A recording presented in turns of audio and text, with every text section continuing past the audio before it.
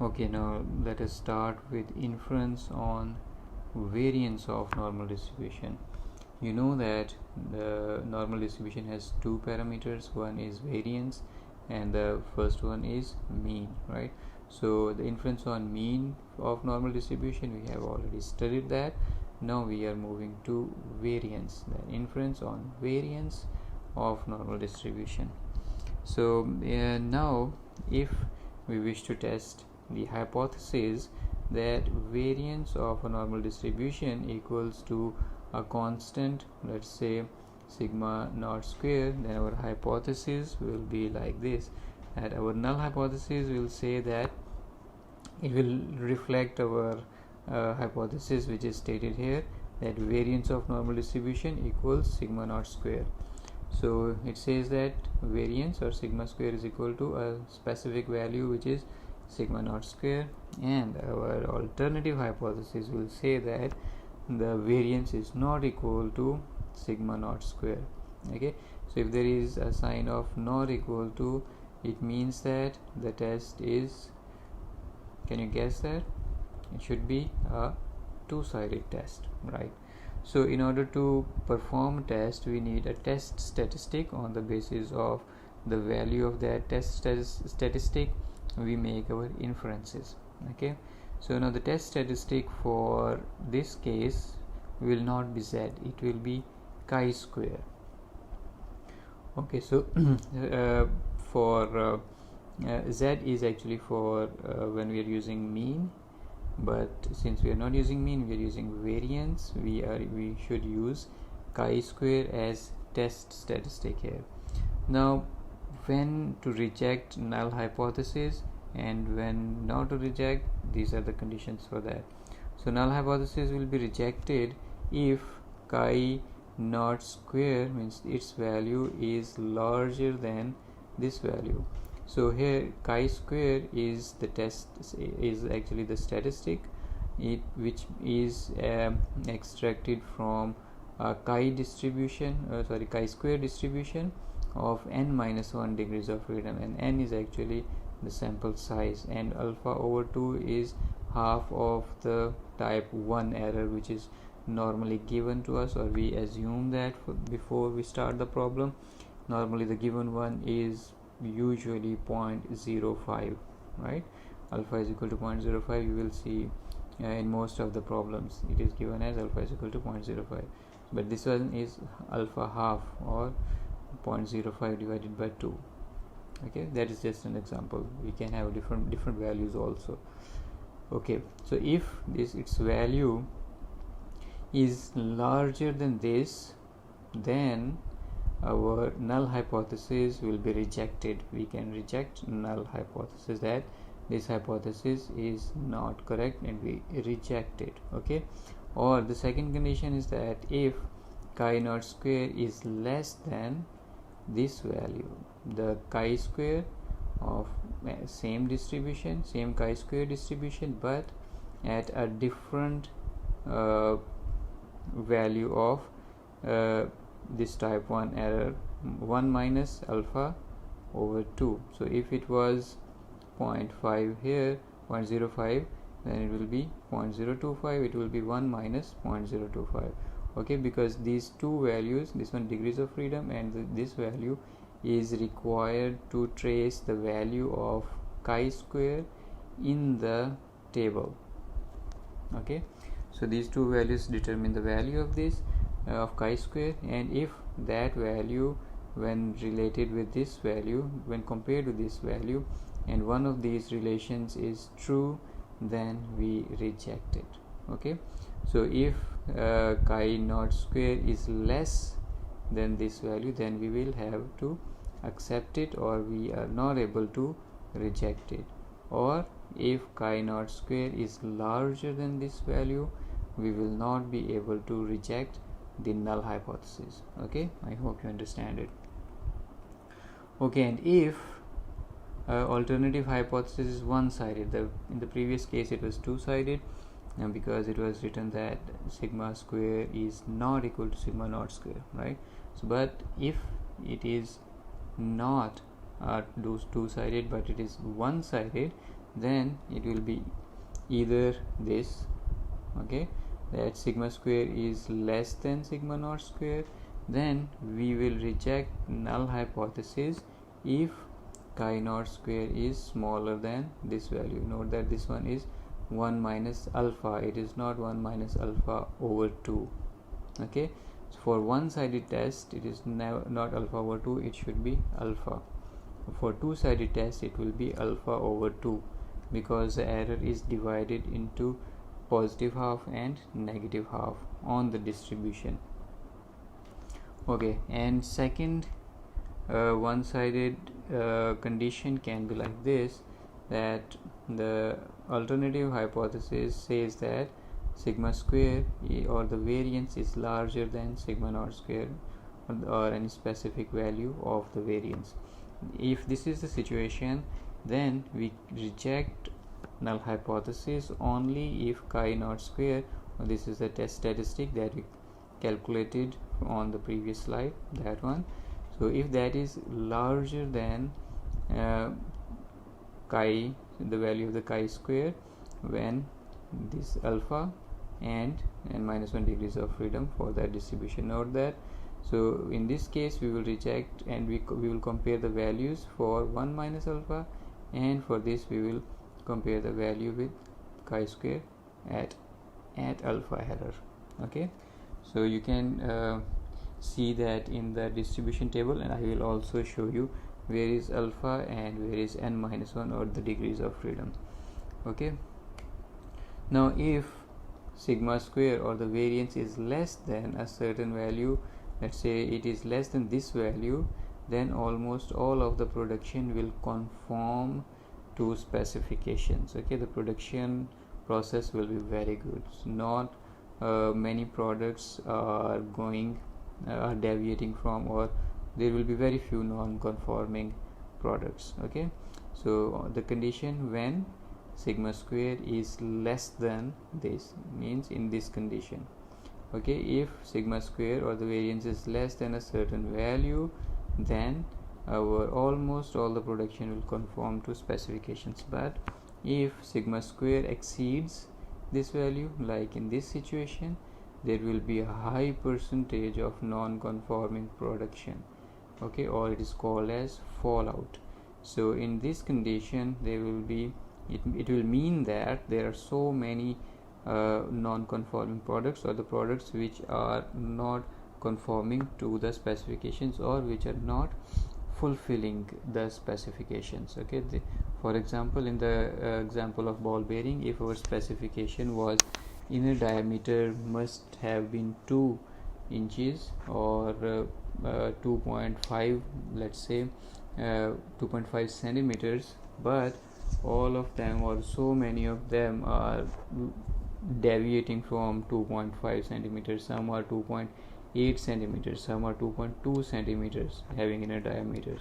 So it means that those are non-conforming products. Okay, so now we can say that the process capability is directly related with process variability. This is the variability. Okay, so the more the variability is, the less is the process capability. So if the process variability is less, the process is producing products which conform to specifications, or the products which are conforming.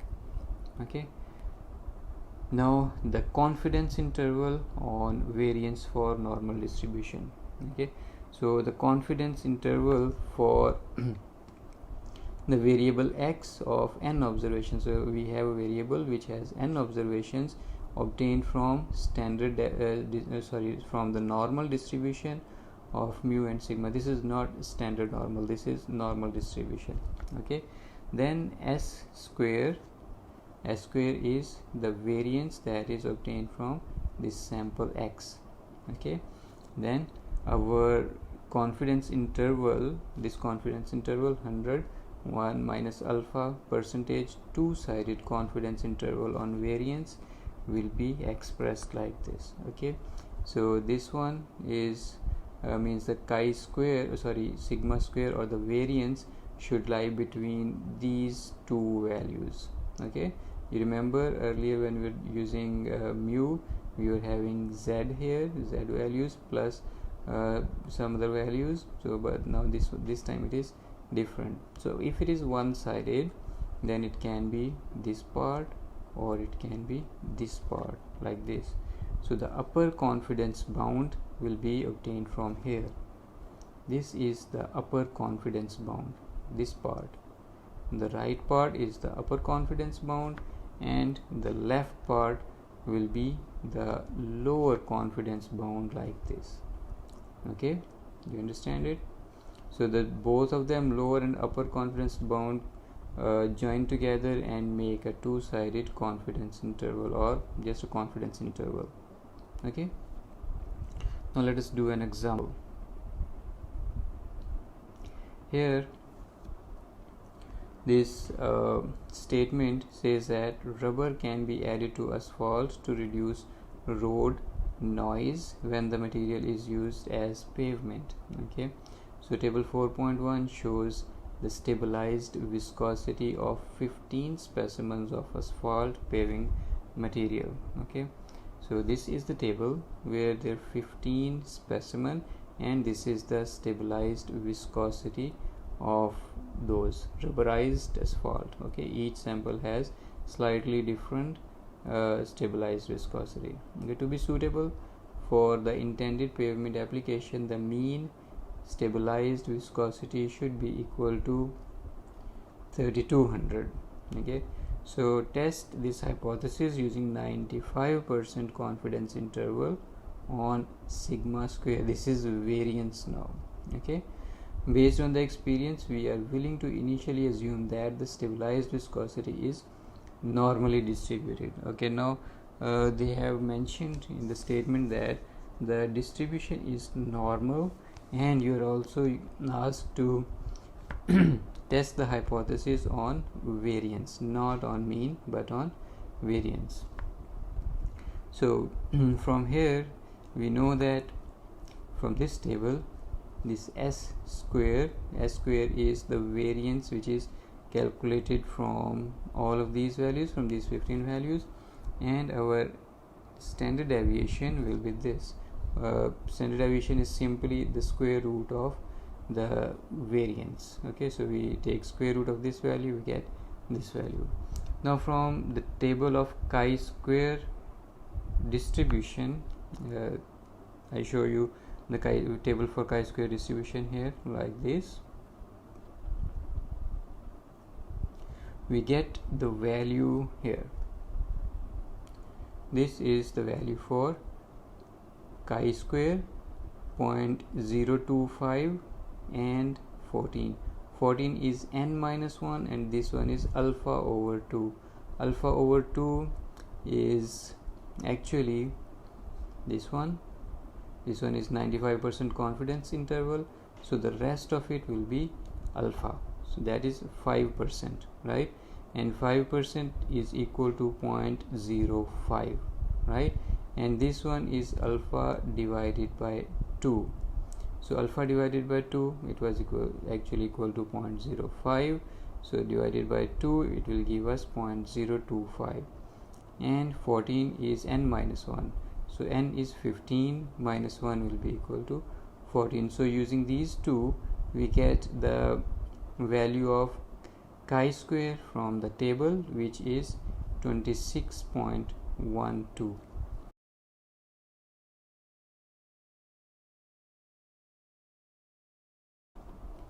And for 1 minus alpha, so okay, for 1 minus alpha means that 1 minus alpha divided by 2. So from here, this one was 1.025, this was alpha, and this one is 1 minus alpha divided by 2, or 1 minus 0.025. It gives us 0.97514. So similarly, as we got this value, we will get this value from the table, and then we will use those values in the confidence interval, which was 1 minus alpha means 100 into 1 minus alpha percentage. So it is actually that percentage is actually 95% confidence interval, and two-sided will be given like this, putting all the values in the confidence interval that was on the previous slide. You get this value, and after calculations we get these values. 7413.84 means the sigma square must be less than or equal to this, and 3439. Then from here we can calculate a confidence interval for standard deviation also. So simply we just take square root on both sides and we get this thing. So square root of this will be equal to this, and square root of this will be equal to this one. Okay.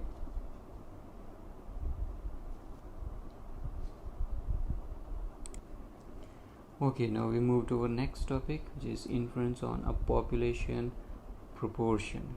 Okay, this one is population proportion. If we wish to test hypothesis that population proportion P of a population equals to let's say standard value which is P naught, as we have been assuming any constant value for mean as mu naught, for variance as sigma naught square. Similarly, we are assuming a value which is P naught, okay, for population proportion.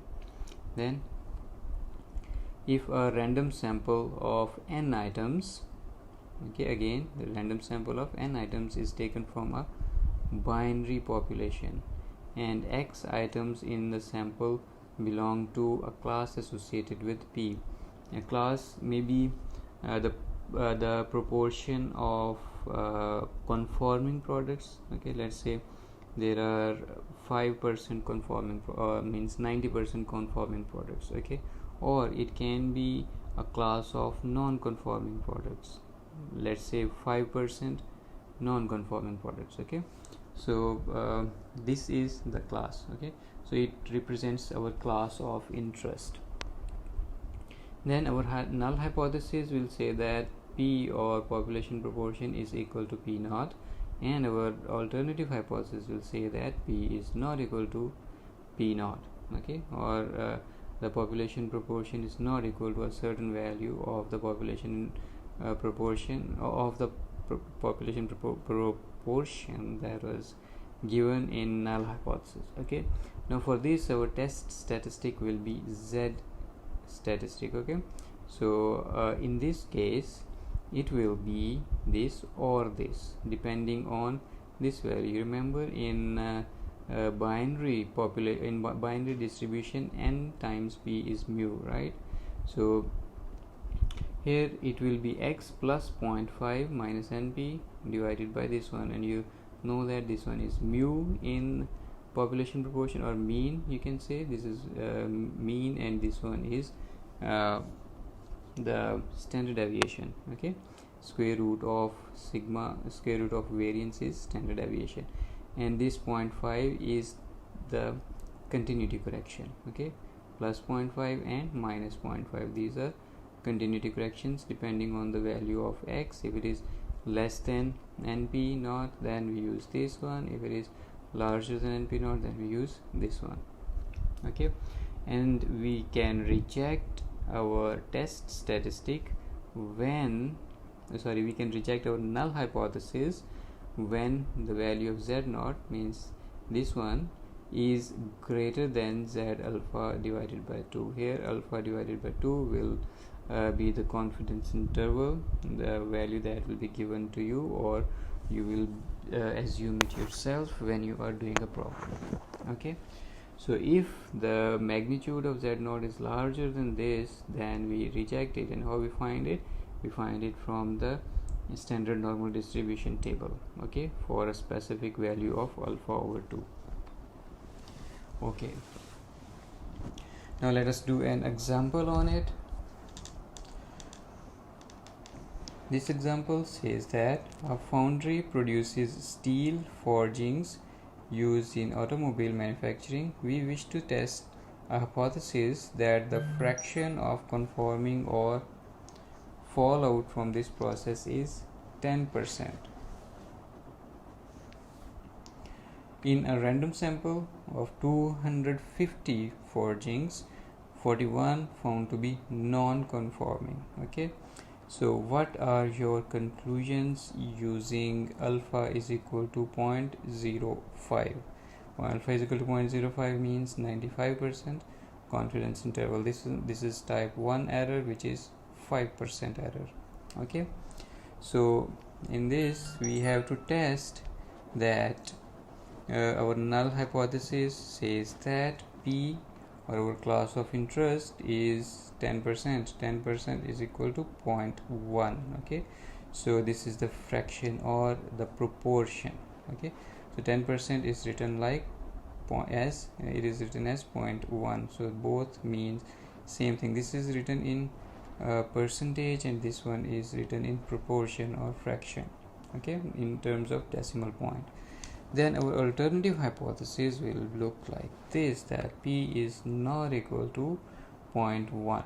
Okay, in order to test it, we will use our test statistic, which is Z in this case. Now N was 250, right, and P is 0.1, so it is equal to how much it will be? 250 times 0.1, it will be 25, right? So the value of X is 41 here, so 41 is larger than 25, right? So we will use this formula with negative sign, okay, with negative this one. Okay, so using this one we calculate our test statistic, which is Z0 in this case, and we find our value of Z0 is equal to 3.27. Now next is to find out the value of Z at alpha is equal to 0.05. Okay, so since it is a two-sided test, we will use alpha over 2Z, alpha over 2, which will be equal to 0.025, and this is 1.96. I think you have done it before in the previous examples also, where you found the value of Z at 0.025 value of alpha, so alpha over 2. So you found that it was equal to 1.96 from the standard normal distribution table, right? So now we compare this value with this value. Clearly Z0, or the magnitude of Z0, is larger than 1.96 or Z alpha over 2. So if it is larger than that, we have to do what? We have to reject the null hypothesis, right? You saw in the previous one. It means that the proportion is not equal to 0.1 or the 10%. Okay, it is different than that. Okay, so we can easily reject the hypothesis that the non-conforming or fallout is 10%. So since our test says that it is not equal to that, we have to reject it. So H0, or our null hypothesis, says that P is equal to 0.1 is rejected. Our null hypothesis is rejected, and in words we can write that the process fraction non-conforming or fallout is not equal to 10%. Okay, it is different.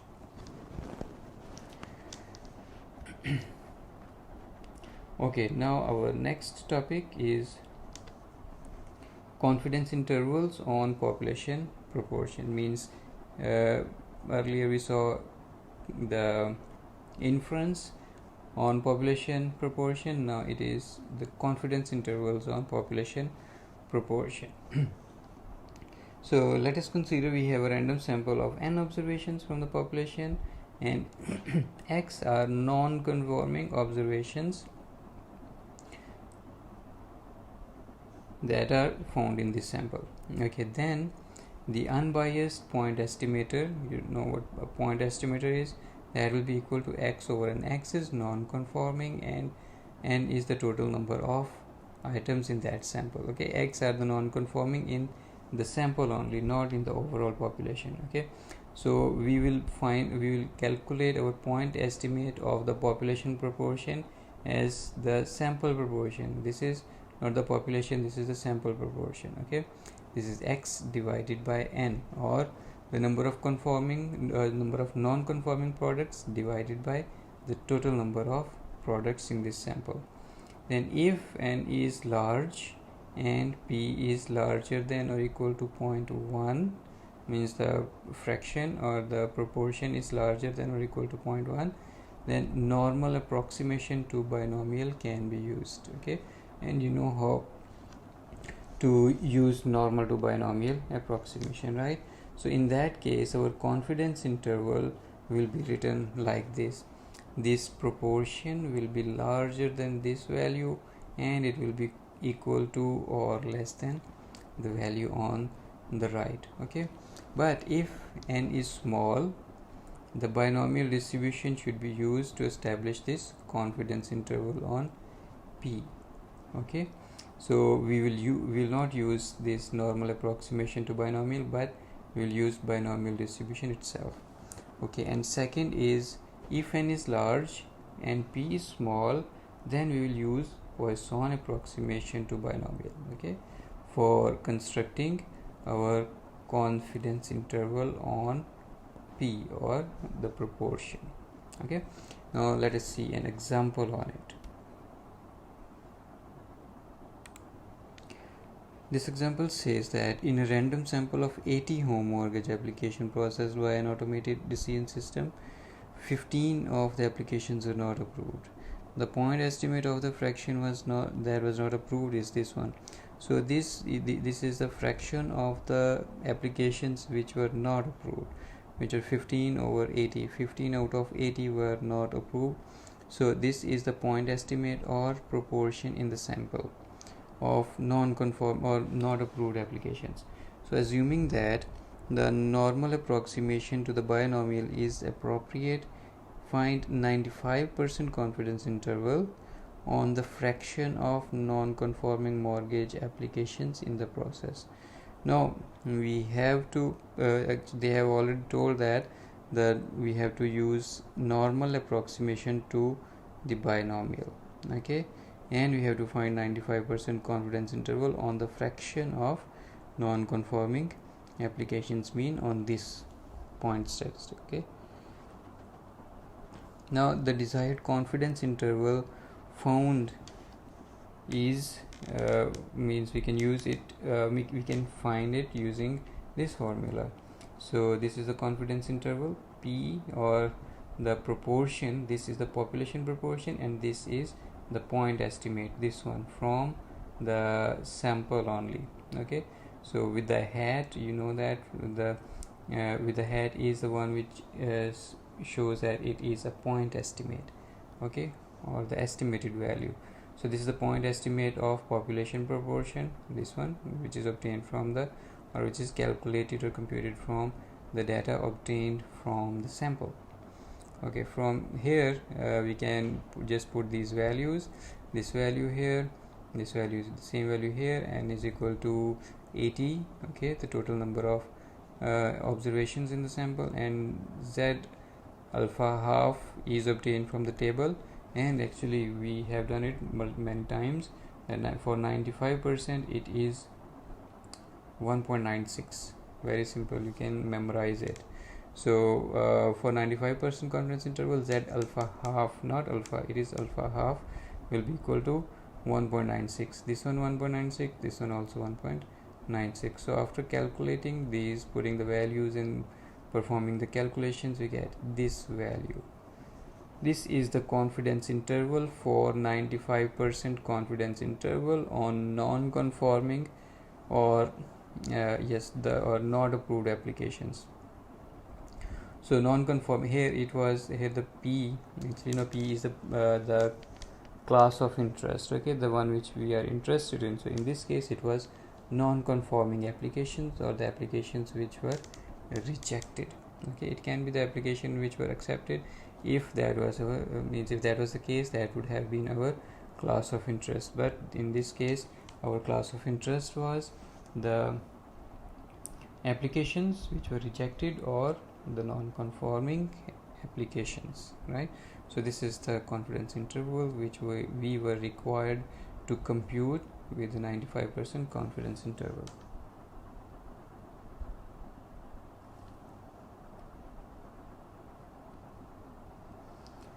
Okay, now last topic is the probability of type 2 error. You remember what type 2 error is? It is represented with beta, and this is the consumer's risk. It is also called as consumer's risk. So in order to find out the type 2 error associated with a certain hypothesis test, we must have some hypothesis, means null hypothesis and alternative hypothesis. So we assume that these are the hypotheses, and for this we need to compute the probability of type 2 error, or the probability of error beta. Now, considering that sigma square, or the variance for this normal probability distribution, is known, then our test statistic will be this one. Okay, this is the z that this is z naught statistic. Okay, so the value of this z naught, or this test statistic, can be obtained if you know the value of mean, this one. Okay, and this is the mean of the sample divided by sigma over square root of n, and n here is the number of items or observations in the sample x. Now z naught has a standard distribution, we all already know it, and it is represented with n 0 and 1. 0 is the mean, and 1 is the variance or sigma square. Okay, this is for null hypothesis. But if there is type 2 error, which means that the type 2 error means that the null hypothesis was accepted when it was false. Okay, so if it was false and we accept it, it will be type 2 error. Okay, so if we want to measure the type 2 error, we will have to assume that it was this one, or null hypothesis, is actually false. Okay, it is false, and the actual mean is not equal to this, but it is equal to this one, that is equal to mu naught plus some additional value. Okay, which is we have represented with delta here. Okay, this is what we have to assume. Thus our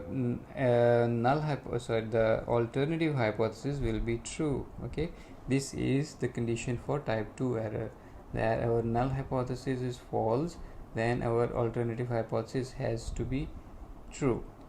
Okay, if this is true, then it will follow the normal distribution, which is represented with this one. This is the mean, and this one is the variance of that. Okay, so this is the standard, this is the normal distribution for our alternative hypothesis, and this is the distribution for, or this is distribution for our null hypothesis, which is the standard normal distribution, and this is the one for our alternative hypothesis.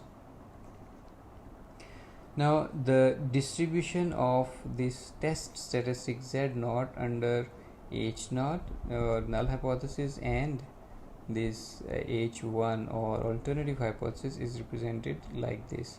So our null hypothesis is following the normal standard distribution, which is this one. This is the standard normal distribution which has mean at 0.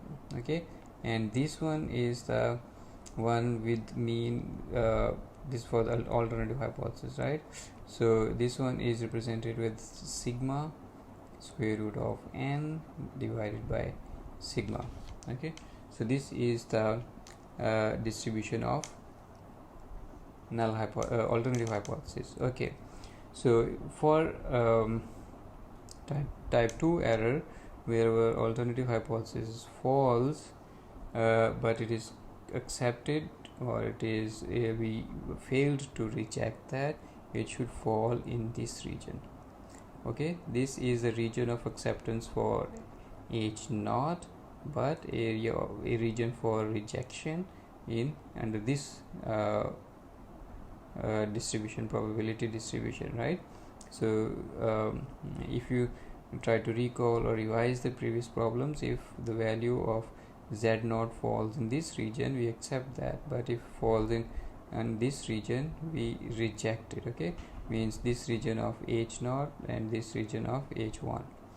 Okay, so this is the region for which type 2 error will occur. Okay, so if the value appears here, we will have to accept it when it was actually wrong.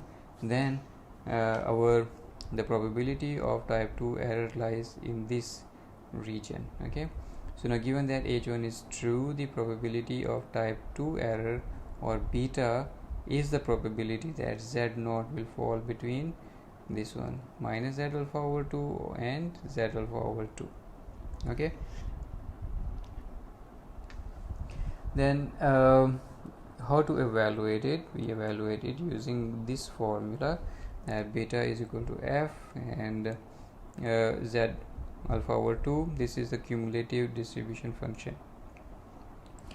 So now using the means this one they will be equal to this, and this one will be equal to this. Now using the table back again, we can find out the value of Z alpha over 2 depending on the confidence interval we are given in the statement, or the value of alpha that is given to us in the statement. We will find the value of Z, and the value of delta should also be given to us if we are to solve a problem, and or we will be given this whole value, because this is the mean for the probability distribution of H1 or alternative hypothesis. Okay, so we calculate this one and we get beta. Okay, and you know that there is a power of the test also, so that is 1 minus beta. If we know beta, we can simply calculate 1 minus beta, or power of the test also. Now let us do an example to understand it better. In this example, the statement says that the mean contents of a coffee cans filled on a particular production line are being studied. Standards specify that mean contents must be 16.0 ounce, and from the past experience it is known that the standard deviation of the can contents are 0.1 ounce. The hypotheses are these. So this is null hypothesis, this is alternative hypothesis. The random sample of 9 cans. So 9 cans means that the observations in the random sample is 9. Okay, is to be used in type 1 error, or alpha is specified as 0.05. Okay, therefore the test statistic is this one. Okay, this is mu, this one, and this is we do not know yet, and this one is 0.1, this one the standard deviation, right, sigma, and n was equal to 9, which is obtained from here 9 cans. Okay, right. Then H naught is rejected if this value will be larger than this value. Okay, so this condition means this is Z naught, then we will have to find out the value of this one, value Z 0.25, which is equal to 1.96. It is a common means one, we have to use it many times in the example, so if we remember it already, you will not have to go back to table and trace this value. Okay, so now if we find out the value of X bar, or the average of this random sample, we can calculate the value of Z naught and compare it with this value. Okay, find the probability of type 2 error and the power of test. So type 2 error and power of the test. The true mean contents are this. So the true value of mu is given as 16.1. This is actually the true value. Okay. Now solution, we are given that mu1 is equal to 16.1, right, the true mean, right, and the mean which is given to us in the statement or the null hypothesis is 16.0. so from here we can find the difference between the mean between mu naught and the actual mean. This will be equal to 0.01, very simply. Okay, so this will be delta. You remember that we had to assume that mu1 will be equal to mu naught plus delta, right? The delta was the difference between the given mean and the actual mean, right? So delta is equal to 0.1. Now the type 2 error is computed using this formula, right? You saw it on the previous slide. So delta we have obtained from here, and we know sigma, we also know sigma is given as 0.1 to us in the statement, and we know this value also, it should be equal to 1.96. so we do this, we do all this, and you know the rest of the procedure. You use the tables to find out the values, right? So this value is the type 2 error, the probability of type 2 error, okay, or incorrectly failing to reject, okay, or incorrectly accepting it, in other words, accepting the null hypothesis. Okay, now from here we calculate the power of the test also, and the power of test is equal to 1 minus type 2 error, 1 minus beta, it is equal to this one. Okay, so the power of test is 0.8508. so that's all for now. If you have any confusion, you can discuss with me on Kaizala or while we have our live session. Okay, thank you very much.